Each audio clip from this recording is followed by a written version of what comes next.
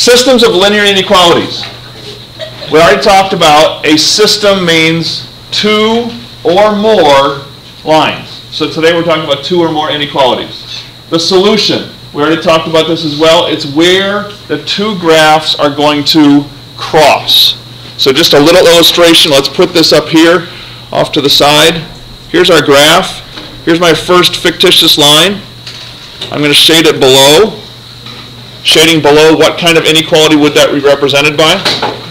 Or less than. Less than. Okay, now I'm going to take this other line, and I'm going to draw it this way.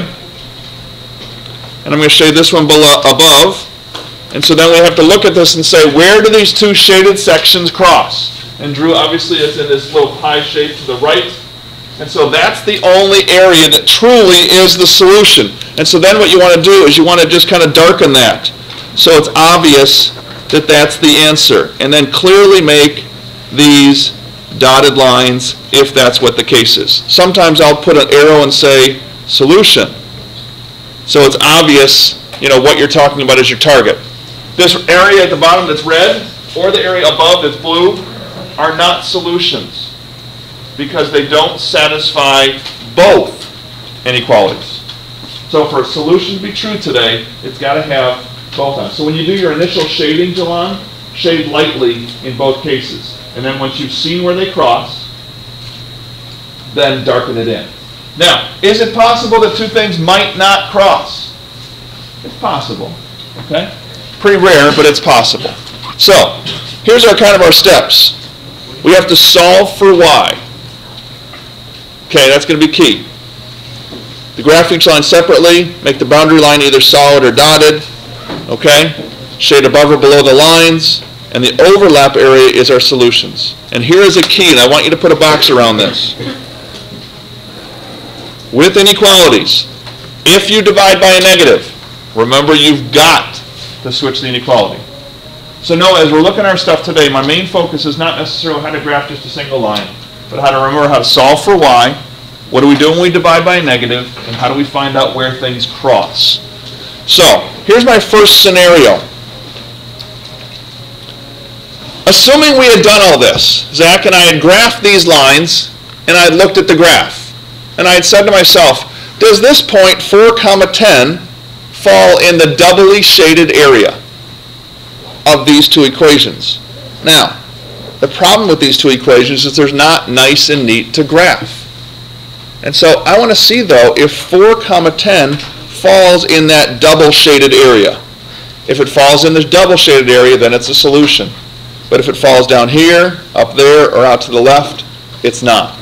So what I'm going to do is I'm going to plug it into both equations. 9x minus y is greater than or equal to 23. So here we go. Let's plug that in. 9 times 4 minus 10 is greater than or equal to 23. Is 36 minus 10 greater than or equal to 23? True or false? True. That means that this point falls in the shaded section, Noah, of this graph. Is it in the doubly shaded section? We don't know. The only way to find out if it's in the doubly shaded section is to try it in the second one. But at least we know for the first one it's true. So let's write down the second equation. 5x plus 2/10 of y greater than 20. 5 times 4, 2/10 of 10 greater than 20. Jalan, what do we get there? Well, for Pete's sake, here. Come here. Jalan, go get him. All right. 20 plus 2 greater than 20 is 22 greater than 20. Yes. So, as we look at that, therefore, it falls in both this shaded section and this shaded section. So is this point in the solution set? Yes. If you only get one yes, then what's your final answer going to be true? No. Okay. Because if you get one yes, that means it's in one of those shaded sections. Right. For every yes, it's in that shaded section. So, Kyle, for an example, If we come up here to our sample thing, I'm just going to put a dot here.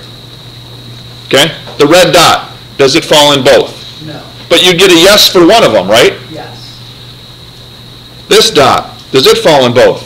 So you get a no for both. Yes. The dot up here, you get a yes for one, and a dot over here, you'd get a yes for both. So this dot right here is the only dot that is a solution of the system.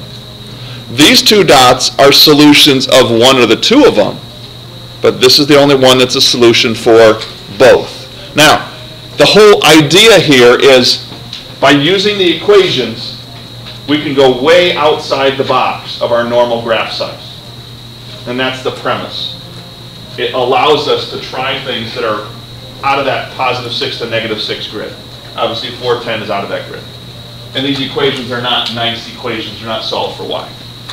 So the first piece of our lesson today, as you look at it, is can we find if a point is a solution? All right? All right, flip it over.